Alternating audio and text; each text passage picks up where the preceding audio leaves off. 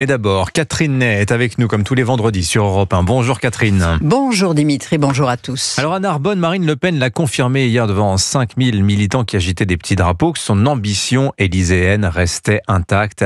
La candidate naturelle du RN, qu'on se le dise, c'est elle. Oui, suite au réquisitoire du tribunal correctionnel, 5 ans d'inéligibilité avec exécution provisoire, autant dire la guillotine, Marine Le Pen avait raté le grand rassemblement de soutien du 26 avril à Paris organisé place Vauban.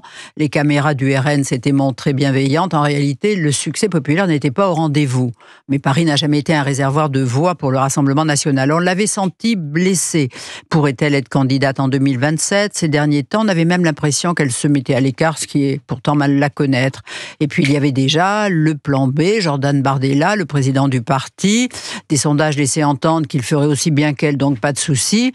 Et le dauphin se trouvait de fait déjà propulsé dans le grand bain. Oui, ce qu'il avait confirmé le week-end dernier au journal Le Parisien. Si elle est empêchée, je serai le candidat de Marine Le Pen, avait dit Bardella. Oui, comprenez, le candidat, ce sera moi. Même s'il ajoutait, il n'y a pas d'ambiguïté sur le fait que Marine Le Pen est ma candidate. Mais ce qui est dit, le jeune homme ne serait-il pas un peu trop pressé ? L'hypothèse Bardella ne rassure pas tout le monde au Rassemblement national. Sur ordre de Marine, on s'astreignait comme un seul homme à rejeter de manière incantatoire l'hypothèse tant redoutée.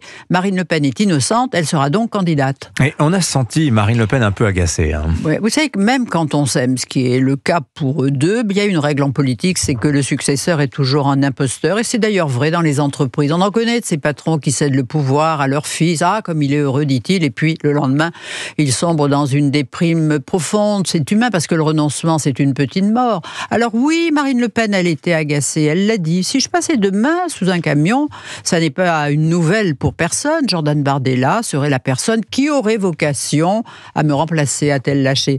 Façon de refroidir les ardeurs du petit. Ajoutant aussitôt, nous avons la faiblesse de penser que je serai élu et que Jordan sera mon Premier ministre, ce qui est tout de même un beau cadeau. Oui, à Narbonne, hier, Catherine, Marine Le Pen a mis les choses clairement au point. D'abord, contrairement à ses habitudes, elle a parlé en premier. Moi d'abord, le plan A avant le plan B.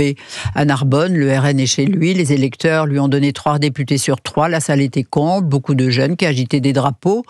Non seulement je n'ai pas renoncé, mais je vais redoubler d'énergie pour faire valoir mon innocence, compte tenu de l'injustice dont j'ai été victime, dit-elle. Un deuxième procès aura lieu au début de 2026, la cour d'appel l'a confirmé. Avec ses avocats, elle veut y voir comme un désaveu du jugement de première instance. Aux législatives, ils nous ont volé la victoire. Aujourd'hui, ils veulent nous voler 2027, dit-elle, oubliant que dans les deux cas, les voleurs ne sont pas les mêmes. Elle a parlé une demi-heure. On note que dans son programme, elle parlait un peu plus d'économie, d'entreprise. Elle énonce des propositions, comment faire de la France la première puissance européenne de l'intelligence artificielle. Nous le ferons, dit-elle. Et elle y va, même si le fardeau est lourd, dit-elle. Pourquoi ? Parce qu'elle l'affirme, on mérite mieux que cette longue descente aux enfers. Jeanne d'Arc, c'est elle. Bon, conclusion, Catherine, en attendant 2026, la candidate naturelle 2027, c'est elle et Jordan. Le plan B. Oui, le voilà maintenant assis sur le banc de touche. Alors, il a fait un discours de politique générale, s'adressant à la France du mérite, du travail. On le sentait un peu moins à l'aise, pas un peu bredouillant, parce que mine de rien, le plan A a bien touché ses ardeurs.